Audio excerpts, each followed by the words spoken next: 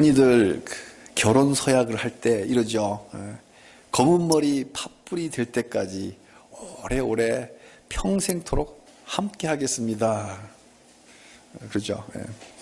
사랑은 변하지 않는 거라며, 유행가 가사 같죠. 사랑은 변하지 않는 거라며 결혼식 때 그 금반지를 주고 받습니다. 금반지를. 왜? 금이 변하지 않는 거니까 우리 사랑도 금처럼 변하지 않는다. 그런 데서 금반지를 서로 주고 받습니다. 그래서 하나님이 짝지어 주신 것을 사람이 나누지 못합니다. 사랑은 변하지 않아야 진짜 사랑입니다. 변치 않는 사랑을 이스라엘 언어 히브리어로 헤세드라고 합니다. 신실함, 여러 가지 뜻을 함께 함축하고 있지만 변하지 않는다, 신실하다. 이 변치 않는 신실하신 하나님의 사랑을 헤세드의 사랑이라고 합니다. 상황이 좋든 나쁘든 우리 향한 하나님의 사랑은 변하지 않습니다.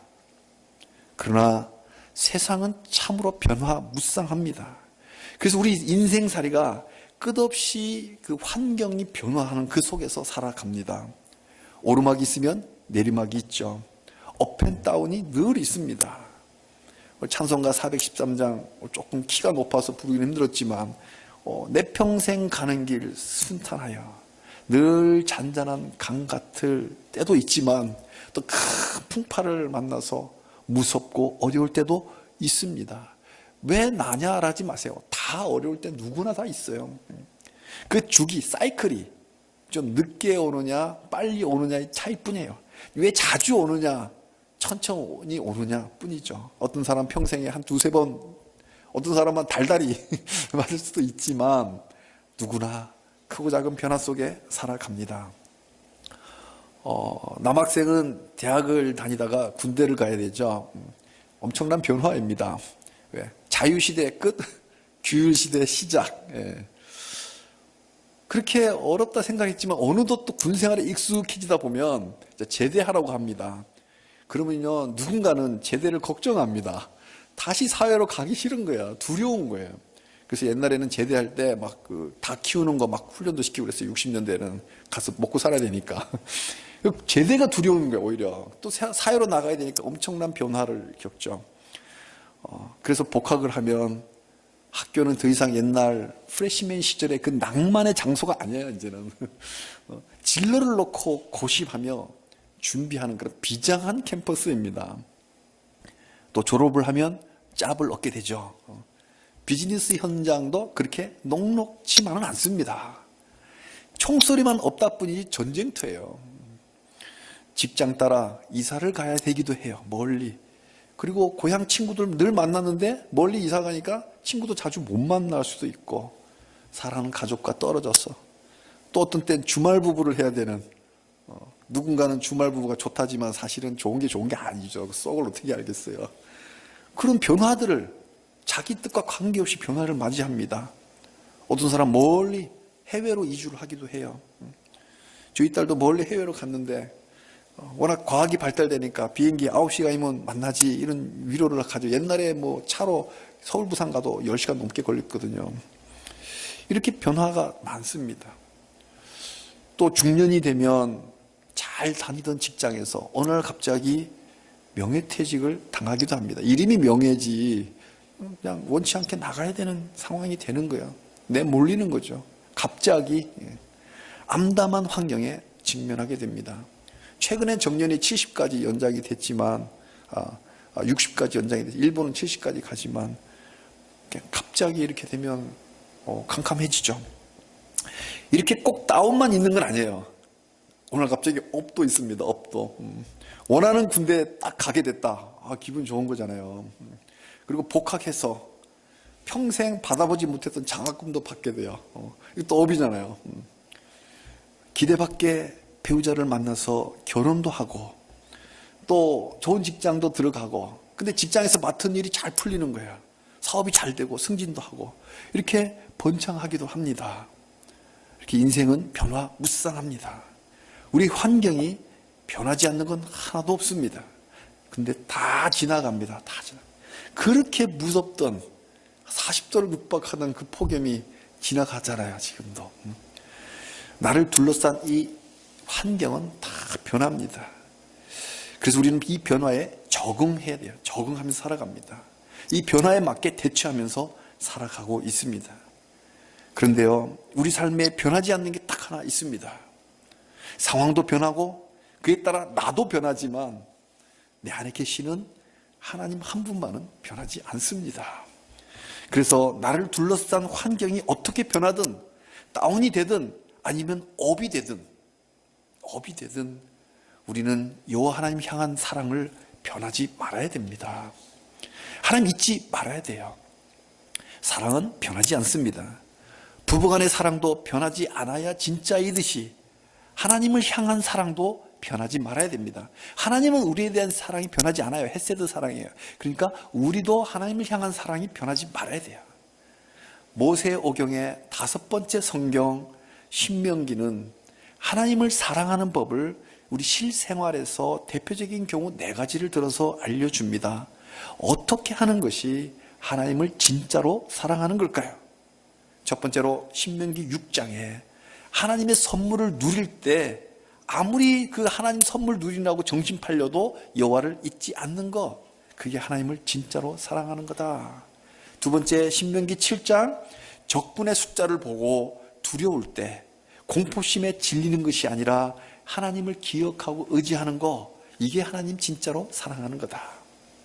오늘 본문 신명기 8장의 그 3번째입니다. 이어지는 3번째는 풍부할 때, 풍성할 때, 번영할 때, 번창할 때 여호와를 잊지 말라. 그래야 진짜 사랑이다.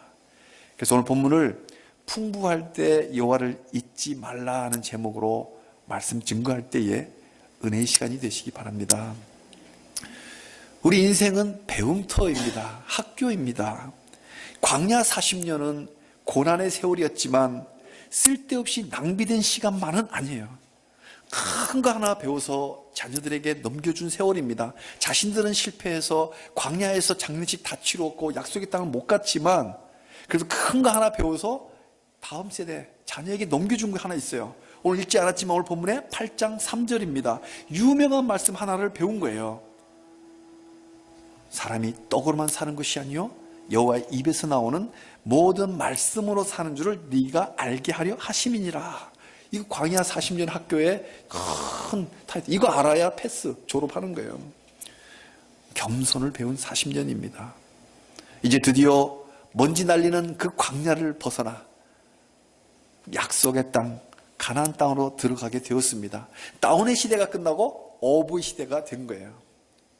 이제 그 땅에 들어가기 직전입니다. 그 땅을 한마디로 표현한다면 어떤 땅일까요? 오늘 본문 7절에 아름다운 땅이다. 아름다운 땅. 골짜기를 가든지 산지를 가든지 어딜 가든지 마실 물이 풍부하게 나는 곳입니다. 시내가 흐르든지 아니면 산속에 옹달샘이 퐁퐁퐁 나든지 마실 물이 어딜 가나 풍부한 땅이에요. 지금이야 수도꼭지 틀면 쭉 나오지만 그래도요 60년대 말 70년대 수도꼭지가 소원이었어요. 우리나라도 뜨신 물 찬물 나오는 게 꿈이었어요. 불과 얼마 전이에요. 그리고 지금 아무도 거기에 대해서 고마운 걸 몰라요. 그러니 3400년 전 청동기 마지막 철기 시작하는 그 시절에 수도꼭지가 어디 있었겠어요. 그러니까 마실 물이 나는 곳이라야 아름다운 땅이에요. 지금도 세계 어느 도시든 큰 도시는 다 강을 끼고 있잖아요. 마실 물이 없는 곳에서 아름다운 땅이 아니에요. 그거는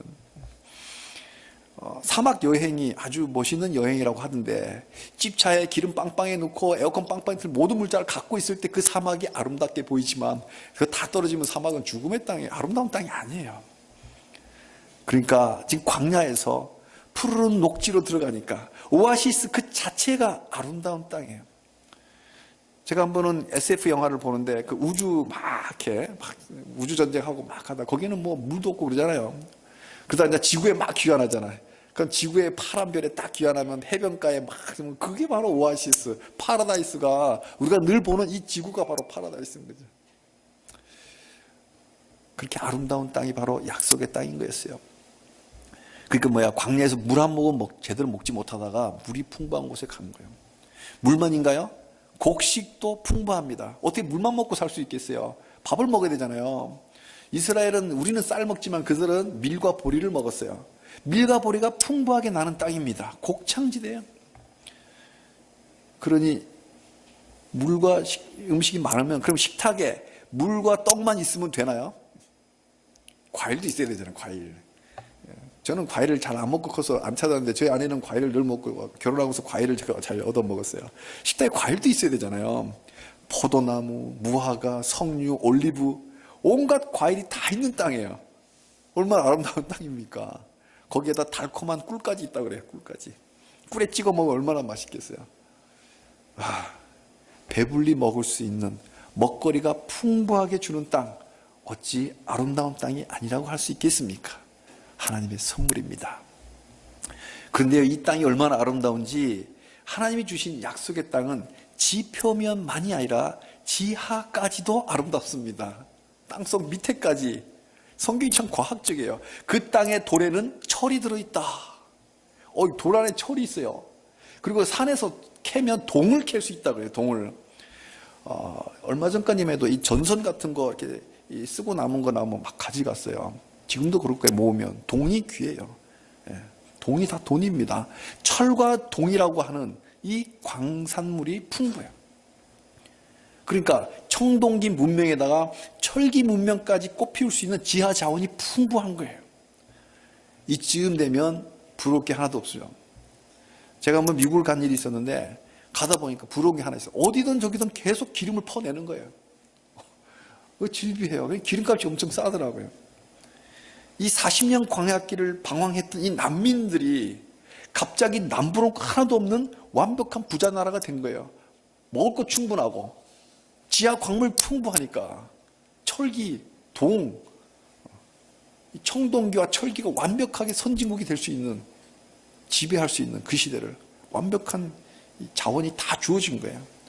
먹고 사는 문제를 해결한 농업국에다가 철기 문명을 꽃피울 지하 자원까지 풍부한 광업국이 되었으니 남부럽지 않게 되었습니다. 그런데요, 이 과연 좋을 걸까요? 사람이 경제 환경이 갑자기 좋아지면, 갑자기 잘 살게 되면 그 결코 복이 아닐 수 있어요. 왜 복권 당첨된 사람이 그 끝이 안 좋다고 그런 뉴스를 들어본 적이 있잖아요. 뭐 우리나라뿐만 아니라 서양 마찬가지고 다 안 좋다고들 뉴스를 한번 들어본 기억이 나잖아요. 그러니까 갑자기 찾아온 부는 재앙이 될 수 있어요. 부가 3대 내려가지 않는다 그러잖아요. 우리 성도들도 마찬가지입니다.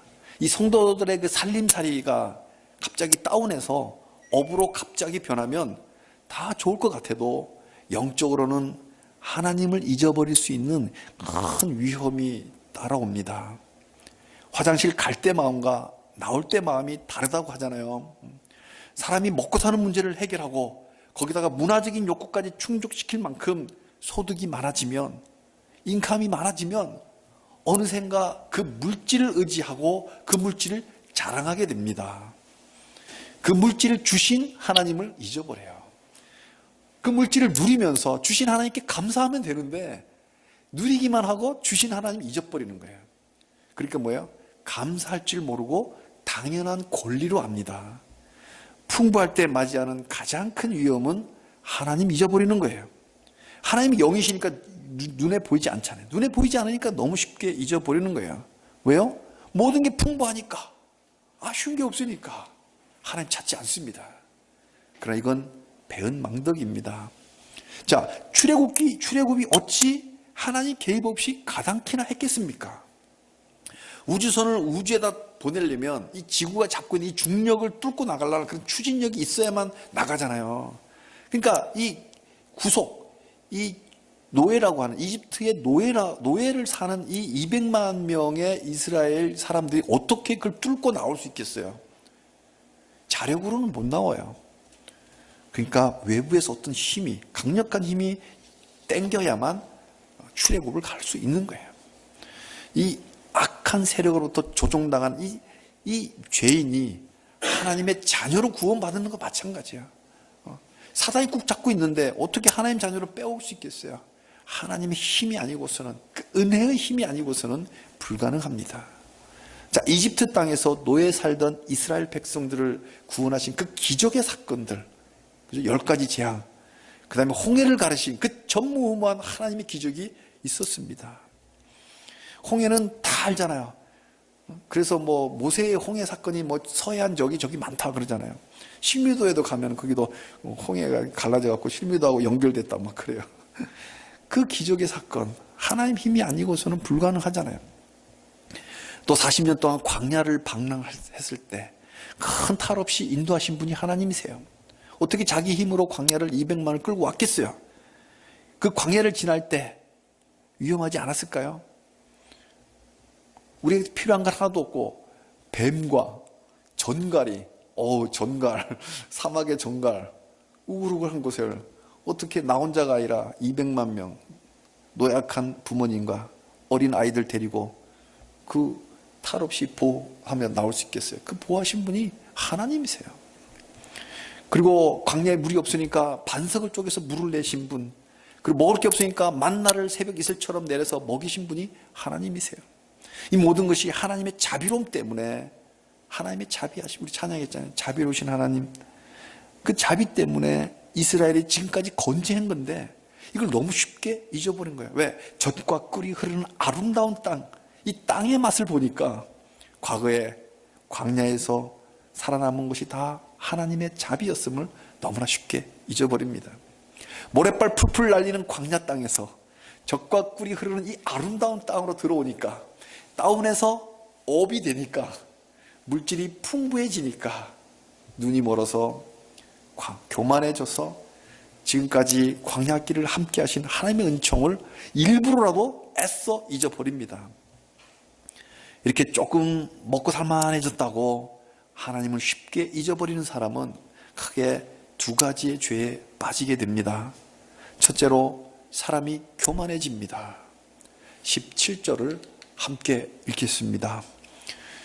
그러나 네가 마음에 이르기를 내 능력과 내 손의 힘으로 내가 이 재물을 얻었다 말할 것이니라. 와, 내 능력과 내 손의 힘으로 이 재물을 얻었대요. 자기를 한껏 지켜 세웁니다. 교만한 사람은 항상 자기에게 포커스를 맞춥니다. 그래서 이 언어를 잘 들어보면 나. 항상 그 사람 말에 주어가 항상 나예요. 주어가. 내가 뭘 했고, 내가 어떻게 했고, 내가 왜 했고, 항상 주어가 나예요. 나에게 서치라이트를 비춥니다. 그게 뭐 어쨌다고 왜 문제일까요? 그 자기 어떤 게 자아성, 정체성이 좋은 거 아니냐고. 근데요, 문제는 뭐냐면 자기 자랑에 하나님 잊어버리는 게 문제예요. 자기 정체성을 갖는다고 하는 것이 문제가 아니라 자존감을 갖는다는 게 당연히 좋은 건데 그 넘어서서 하나님 잊어버리는 거예요. 나를 세우는 거죠. 교만은 패망의 앞잡이입니다. 교만은 하나님이 싫어하는 죄예요. 교만하면 다음은 망하는 거예요. 교만의 결과는 망하는 거예요. 왜 그럴까요? 배은망덕하니까. 잘못되면 조상 탓, 잘 되면 내 탓이라고 그러잖아요. 지금 잘 나가는 것 같아도 결국 끝이 안 좋습니다. 하나님의 형상으로 지어진 사람이 하나님 잊어버리면 행복한 인생이 될 수 없습니다. 교만은요, 하나님과의 문제뿐만 아니라 대인관계에도 문제를 일으킵니다. 자기가 최고라고 자꾸 생각하니까 다른 사람을 자꾸 이렇게 존중하지 않는 거예요. 그러다 보니까 그 관계가 문제가 생길 수밖에 없잖아요. 하나님이 욥에게 말씀했잖아요. 욥기 38장 4절입니다. 내가 땅에 기초를 놓을 때 네가 어디 있었냐? 지금 차지하고 있는 이 아름다운 땅은 내 힘으로 얻은 게 아니라 하나님이 태초에 기초를 놓으신 그 땅이에요. 26절입니다. 누가 사람 없는 땅에, 사람 없는 광야에 비를 내리며 황무하고 황폐한 토지를 흡족하게 하여 연한 불이 돋아나게 했느냐? 그 계곡에 시냇물이 흐르고 깊은 산속에 옹달샘이 퐁퐁퐁 나오게 하신 분은 하나님이지 자기 힘이 아니었어요. 자기 힘으로 옹달샘 막 시냇물 흐르게 했나요? 하나님. 근데 내 힘으로 했다고 그래. 내 손으로 강을 지었다고 그래. 밀과 보리 농사가 풍년이 되게 한 것도 하나님이지 자기가 아니에요. 아무리 농사 지어봐요. 이번 태풍에 뭐 일주일 열흘 뒤면 수확할 건데 다 떨어졌습니다는 뉴스를 본 적이 있어요. 자기 힘이 아니에요. 하나님이 주셔야 풍령도 있는 거예요. 근데 무지한 인간이 자기 힘으로 했다고, 내 손으로 했다고 우깁니다. 이게 교만이에요. 욥기 37절에 누가 티끌이 덩어리를 이루며 흙덩이가 서로 붙게 하였느냐. 와, 이거는 상당히 전문적인 용어예요. 토목공학과 나온 사람들이 토질 역학적인 이야기. 어떻게 흙이 서로 덩어리가 이루어지며 서로 흙덩이에 붙게 하느냐. 이거 토질 역학적인 질문이에요. 또 33절입니다. 네가 하늘의 궤도를 아느냐? 이건 천문학적인 질문이에요. 3000년 전, 4000년 전, 그때나 21세기 첨단 현대를 살아가는 지금이나 모르기는 마찬가지입니다. 현대의 과학자들이 동의한, 모든 과학자들이 합의한 솔직한 결론이 뭔지 아세요? 모른다. 모른다예요. 최첨단. 아인슈타인 그랬잖아요. 내가 아는 것은 바닷가 모래 한 줌에 불과하다. 이 솔직한 고백이에요. 최첨단에 가 있는 사람은 결론이 내가 모른다. 박사의 박사, 가장 많이 아는 사람이잖아요. 나는 모른다가 정답이에요. 우리는 하나님의 창조를 다 할 수 없습니다. 우리가 살아가고 존재하는 것이 다 하나님의 은혜입니다. 은혜 없이는 살 수가 없어요. 이 공기 중에 지금 보는 공기 중에 바이러스가 얼마나 많이 떠돌아갑니까? 그래도 우리가 병 걸리지 않고 살아가는 건 하나님이 주신 이 면역 체계가 우리 몸에 작동하기 때문에 바이러스가 있어도 살아가는 거예요. 우리 생명이 떨어지면 몸이 썩어버리잖아요. 이틀 3일 만에 벌써 냄새 납니다. 그러니까 내가 살아가는 건 내 힘이 아니라 하나님 은혜예요. 그래서 욥이 대답하잖아요. 40장 40절에 보소서 나는 비천하오니 뭐라고 주께 대답하리까. 손으로 내 입을 가릴 뿐입니다. 욥이 무슨 토목공학과 공부했겠어요? 어떻게 흙덩이가 서로 붙어 있는 걸 알겠어요? 사랑하는 성도님들, 우리 인생은 교만할 게 아니라 하나님의 은혜에 감사해야 됩니다. 풍부할수록 하나님께 찬송해야 됩니다. 내 능력과 내 손의 힘으로 지었다라고 하지 말고 하나님 은혜입니다. 감사하며 찬송해야 돼요. 오늘 본문 10절입니다. 네가 먹어서 배부르고 내 하나님 여호와께서 옥토를 내게 주셨으니, 아름다운 땅 옥토를 내게 주셨으니 그로 말미암아 그를 찬송하리라. 찬송하리라. 교만은 패망의 선봉입니다. 하나님의 영광을 가로채는 치명적인 죄라서 하나님이 특별히 미워합니다. 우리 모두 교만의 뿌리를 잘라버리고 하나님의 은혜를 감사 찬송하는 겸손한 인생이 되시기를 주님의 이름으로 축복합니다. 아멘.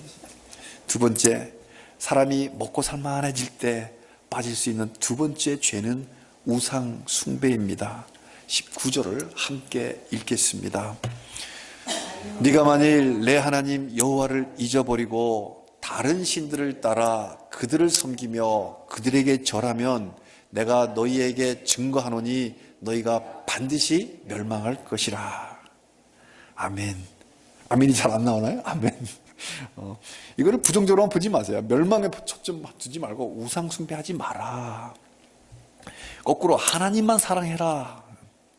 지금 누리고 있는 이 아름다운 땅, 최고의 선물들이 하나님께서 온 것을 인정하지 않으니까, 그죠? 교만하게 내 손으로 내 힘으로 이뤘다고 하니까 뭐예요? 그 복의 근원을 다른 곳에서 찾습니다. 하나님에서 온 것이 아니라고 하니까 딴 데서 찾아야 될 거 아니에요. 내 힘이라고 큰 소리 뻥치긴 했지만 자기 힘이 아니란 걸 조금은 알거든. 양심이 있어서. 그 딴 데 찾습니다. 그게 바로 뭐예요? 우상이에요. 당시에 이스라엘 사람들은 아름다운 땅에 들어가자마자 자기의 누리는 그 복의 근원을 배은망덕하게도 바알이라고 하는 현지인들의 우상을 그대로 받아들였어요. 교만하면 지혜까지 없어지는 거예요. 창조주 하나님의 은혜를 배신하고 사람이 만든 신 바알은 사람이 만들어 놓은 것, 그 바알이 풍년을 준다고 기우제를 지냅니다.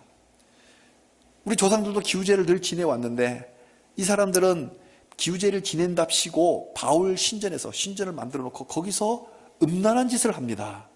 그게 마치 풍년을 상징한다고 입에 담기 어려운 그런 음란한 짓을 해요. 우상 숭배는 인간을 그 탐욕뿐만 아니라 쾌락으로, 아예 타락으로 망가뜨리는 그 쾌락의 타락을 교묘하게도 종교 행위로 바꿔버려요. 이번 주 성경 읽기 분량 중에서 시편 115편, 135편에도 우상 숭배의 허무함을 일깨워 줍니다. 우상은 은과 금이요. 금덩어리, 은덩어리의 우상은 사람의 손으로 만든 조각품에 불과한 거다. 그 우상에는 생명도 능력도 아무것도 없어요. 그저 사고 팔 수 있는 물건일 뿐이에요. 교환 가치는 있겠지만 그 자체에서 어떤 파워가 나오는 건 아니에요. 눈이 있어도 보지 못하고, 코가 있어도 냄새를 맡지 못하고, 입이 있어도 말도 못하고, 귀가 있어도 듣지를 못하는 거, 손이 있으면 뭐예요? 만지지도 못하고, 발이 있으면 뭐예요? 걸어가지도 못해요. 또 정교하게 만들잖아요. 인간의 이 창조의 그 속성을 물려받은 인간이 정교하게 만들면 목구멍까지 이렇게 이쁘게 만들 수 있어요. 그래갖고 목젖까지 보이게끔 만들 수 있어 본들 모기 소리만 하는 건 내지도 못하잖아요. 그게 우상입니다. 이런 우상을 섬기지 말라. 왜요? 살아있지 않으니까. 우상의 코에 한번 손을 내보세요. 여러분 영화 같은 거 보면은 사람이 이제 무슨 전쟁 영화 같으면 코에다가 손을 갖다 대. 이 사람이 죽었나 살았나 보려면 코에다 손 대면 숨길이 있으면 살았다 죽었다 판단해요. 우상의 코에다가 한번 손을 대보세요. 숨길이 들어갔다 나왔다 하나. 살아있지 않아요. 또 능력도 없습니다. 그저 물건일 뿐이에요. 민법상 물건은 사고 팔 수 있는 거예요. 그냥 물건이지 신이 아니라고요. 우상은 하나님 외에 또 다른 신이 아닙니다. 또 하나의 신이 아니라고요. 하나님과의 경쟁자가 아닙니다. 그냥 사람이 만든 수제품, 그냥 물건이에요. 신은 오직 여호와 하나님 한 분뿐입니다. 신은 한 분뿐이에요. 다른 신들은 다 가짜들이라고요. 그러니까 하나님과 경쟁자가 아니에요. 하나님도 신이고 이것도 신이니까 또 하나님 신이니까 나는 이 신, 하나님 말고 이 신을 믿을래, 이 신을 섬길래라고 하는 선택의 여지가 없는 거라고. 오직 하나님뿐인 거예요. 살아계신 하나님은 귀는 우리의 눈에 보이지 않는 귀지만 우리의 기도를 다 들으시는 분이에요. 우리가 평생 기도하는 이유가 하나님이 들으시는 분이기 때문에 그래요. 시편 116편 2절입니다. 그의 귀를 내게 기울이셨으므로 내가 평생에 기도하리로다. 살아계신 하나님은 졸지도 않으시고 주무시지도 아니하시고 우리 오른편에 그늘이 되어 주십니다. 낮의 태양과 밤의 달이 우리를 해하지 못하게 지켜주십니다. 지난주에 우리 아들이 바닷가 갔다가 너무 태워서 고생했어요. 태양의 피부를 너무 태워서 화상을 입었지만 하나님은 태양으로부터 아들을 지켜주셨습니다. 아예 죽이지는 않으신다는 거죠. 오직 여호와 하나님만이 천지를 만드시고 지금도 우주를 운행하시며 만드신 것들을 보존하시고 창조뿐만 아니라 보존하시고 계시는 살아계신 하나님입니다. 여호와 하나님만이 우리의 도움이요 우리의 방패입니다. 어떤 우리 군의 사단은 마크가 방패예요. 우리를 지켜준다고. 자손을 번창하게 복주시는 분이 하나님이십니다. 시편 113편 9절에 또 임신하지 못하던 여자를 집에 살게 하사 자녀들을 즐겁게 하는 어머니가 되게 하시는 도다. 할렐루야. 이 시편 113편 9절입니다. 한 여자를 결혼하게 해서 어머니가 되게 하시는 분은 여호와 하나님이시다. 시편 128편에 하나님을 경외하는 자에게 주시는 복에 대해서 감사하는 노래입니다. 2절에 네가 네 손으로 수고한 대로 먹을 것이라. 네가 복되고 형통하리라. 좀 이상해요. 아니 수고한 대로 먹는 게 당연하지 왜 복이라고 할까? 흑자 부도가 왜랄까요? 수급 못해서 망하는 거예요. 숫자상으로 분명히 돈이 남았는데 수금이 안 되니까 캐시플로우가 막히면 부도 나는 거예요. 수고했는데도 수급 못하면 망하는 거예요. 수고한 대로 다 먹는 거 아니라고요. 수고한 대로 먹게 하는 거, 정당한 평가를 받는 거, 이게 하나님의 복이죠. 세상은 악하니까 정당한 평가를 못 받는단 말이에요. 그럼 우리 하나님이 운행하시고 보호하시기 때문에 수고한 대로 다 먹게 하시는 거, 정당한 평가를 받게 해주시는 분이 하나님이라는 거예요. 3절입니다. 네 집 안방에 있는 내 아내는 결실한 포도나무 같으며 야, 포도나무 주렁주렁이 얼마나 아름다워요. 네 아내가 그렇다. 또 식탁에 둘러 앉아있는 네 자식들은 어린 감람나무 같으리로다. 올리브나무. 그래서 우리 남편들은 알아야 됩니다. 아내는 포도나무요, 자식은 식탁을 둘러싸여 있는 올리브나무 같은 하나님의 선물이라는 거 알아야 돼요. 하나님의 복이에요. 가족이 당연한 거다가 아니고 복이에요. 저희 사회는 늘 하는 이야기가 건강과 직장과 가정 주셔서 감사합니다 이래요. 가정이 그렇게 소중한 걸 알더라고. 늘 표현을 해요. 그래서 사회가 기특해요. 그 가정이 복이다 그러잖아요. 시편 128편 3절에 이 가정이 하나님 주신 선물이다. 아내와 자식은 우상이 주는 게 아니라 하나님이 주십니다. 저는 개인적으로 남자들이 그 굵은 금목걸이를 하고 다니는 걸 별로 좋아하지 않습니다. 목욕탕 가도 있고요. 또 어떤 데는 일부러 막 노출되게 막 이렇게 나시티 입고 다니는데, 이건 이제 순전히 개인적인 생각이야. 왜냐하면 그 황금을 숭배하는 듯한 인상을 제가 받아요. 아, 저 사람의 신은 황금이구나. 저 금덩어리가 상징적으로 자기는 그 자기 인생의 목표가 부를 쌓는 거, 이렇게 보이기 때문에 저는 그 사람이 부러운 게 아니라 불쌍하게 보입니다. 사랑하는 성도님들, 사람이 떡으로만 사는 것이 아니요, 여호와의 입에서 나오는 모든 말씀으로 사는 줄을 우리 압시다. 영이 건강해야 몸도 건강합니다. 영혼이 잘 돼야 범사가 잘 돼요.